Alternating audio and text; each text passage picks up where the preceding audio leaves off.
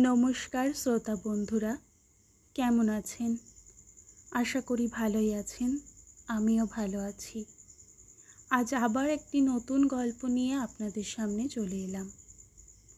গল্পের নাম লজ্জা। লিখেছেন বনশ্রী রায় মিত্র। ছোট দাদান, তোমায় একটা কথা জিজ্ঞেস করব। সেই ছোট থেকেই দেখে আসছি তুমি এই চিলেকোঠার ঘরটাই একা, আমি ছাড়া আর কাউকে আসবার অনুমতি দাওনি কখনো। আর এই ঘরে তোমায় যেভাবে পাই অমনটা আর কখনোই পাই না। অন্য সময় তুমি যেন একদম অন্য একটা মানুষ, একটা অদৃশ্য অথচ অভেদ্য খোলসে আবৃত একটা মানুষ। কেন দাদার? 18ই পা দেওয়া নাতিকুঞ্জর এমন গভীর নিরীক্ষণ দেখে অভিভূত হন বছর 68-র অবিবাহিত নিধিরাম মুন্সি। তারপর হাতের বইটা বন্ধ করে কিছুক্ষণ জানালা দিয়ে বাইরে তাকিয়ে থাকেন ছাতিম গাছটার দিকে।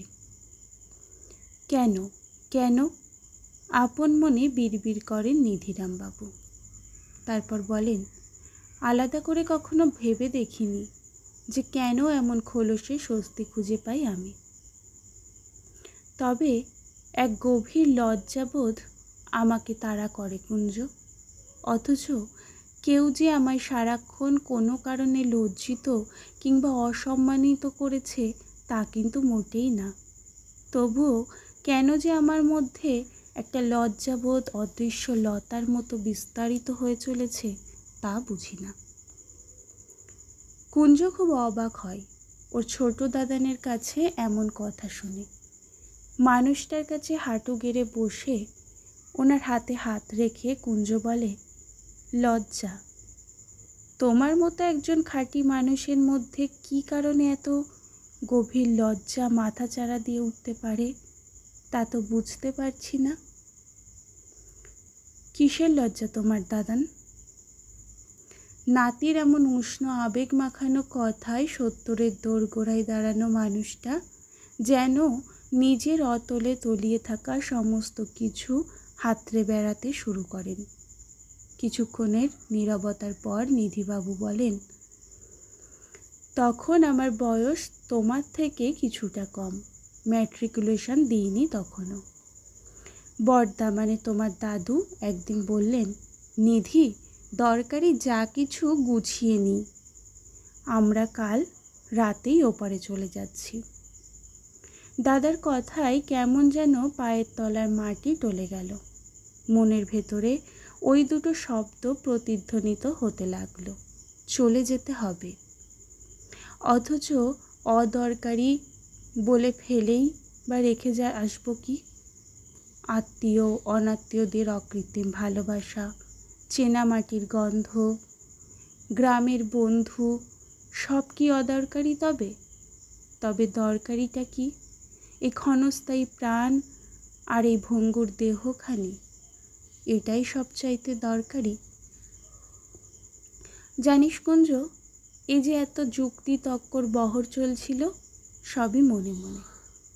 দাদাকে আমি কিছুই বলতে উঠতে পারিনি সেদিন। নিজেকে অপ্রয়োজনীয় জেনেও কি দিব্যি রাতের আধারে গা ঢাকা দিয়ে চলে এলাম এদেশে। এই আমার লজ্জা, তীব্র এক লজ্জা কুঞ্জ। বলে কিছুক্ষণ চুপ করে রইলেন নিধিরাম মুন্সি। কুঞ্জ আরও বরফ গলার অপেক্ষা করতে লাগলো। এদেশে আসবার পর দেখলাম মামারা আমাদের মাথা গোঁজার মোটামুটি একটা ব্যবস্থা করে রেখেছেন। তারপর দাদা আর আমাকে স্কুলে কলেজে ভর্তির চেষ্টা শুরু হলো। অথচ আমার ছোটদি, যে আমার থেকে মাত্র বছর খানেকের বড়, তার পড়াশোনা চিরদিনের জন্য বন্ধ করে দেওয়া হলো। বরং তার আপত্তি সত্ত্বেও তার বিয়ের বন্দোবস্ত হলো। অথচ সে যে কি অসাধারণ মেধাবী ছিল তা বলে বোঝাতে পারবো না। আমি সেদিনও নির্বাক। তার চোখের জলেও কথা ফুটল না আমার মুখে। একটিবার দাদাকে কিংবা মামাদের বলতে পারলাম না যে আমার মতো অবার্চিনের পড়াশুনোটা রোধ করে বরং ছোট দিকে পড়ানো হোক, না হোক পারিনি বলতে, এও আমার লজ্জা। আর বিয়ের বছর ঘুরতে না ঘুরতে সন্তানের জন্ম দিতে গিয়ে ধনুষ্টঙ্কারে আক্রান্ত হয়ে যখন চলে গেল ছোটদি, আমার বেয়ারা চোখ দুটি সেদিনও নির্বিকার ছিল। তুমি সব কিছুর জন্য নিজেকে কেন দায়ী করছো দাদান? এমন কত কিছুই ঘটে আমাদের জীবনে যেটা অন্যায্য জেনেও আমরা বোবা হয়ে থাকি। এই নীরবতাকে আমি সমর্থন করছি না, কিন্তু তাই বলে এসবের জন্য তুমি নিজেকে অপরাধী সাব্যস্ত করে কষ্ট পাবে আজীবন, এও কি ঠিক?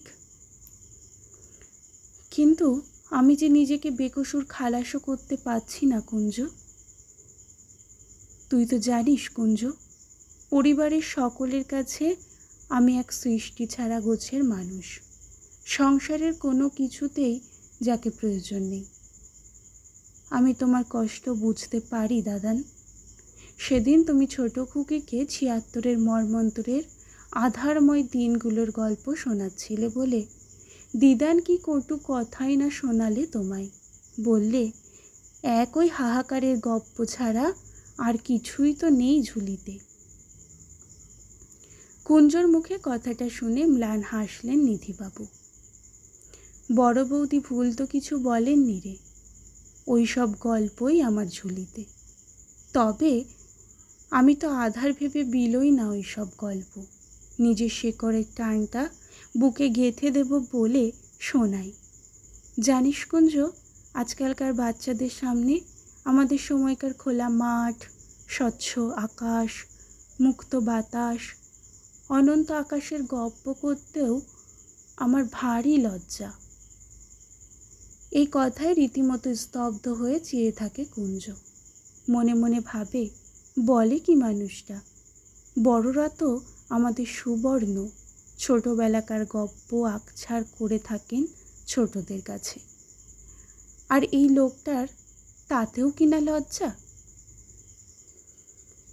কুঞ্জ চোখে মুখে ভাব পড়ে নিতে অসুবিধা হয় না অভিজ্ঞ মানুষটার। কি করে বড় মুখ করে ওদের এসব বলি কুঞ্জ? কি করে বলি আমাদের সব ছিল আর ওদের কিছু নেই? কি করে বলি ওদের ভাগের সুস্বাদু খাবারগুলো গলার্ধকরণ করে ফেলেছি আর এখন রসিয়ে রসিয়ে সেসবের গল্প করছি? না কুঞ্জ, আমার মুখ দিয়ে সেসব গপ্প বেরোবে না। সেই লজ্জাতেই অতীতের আধারের গপ্প শোনাই অনন্ত, তাতে ওদের মনে হবে ওই ঘন আধারের মধ্যে ওরা নেই, আশেপাশের আলোটুকু আঁকড়ে বাঁচতে শিখবে। কুঞ্জ যত শোনে মানুষটাকে ততই যেন অভিভূত হয়ে পড়ে,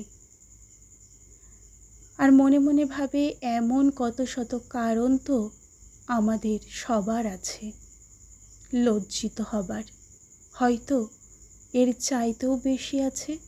কিন্তু এমন গভীর লজ্জা কি আছে আমাদের?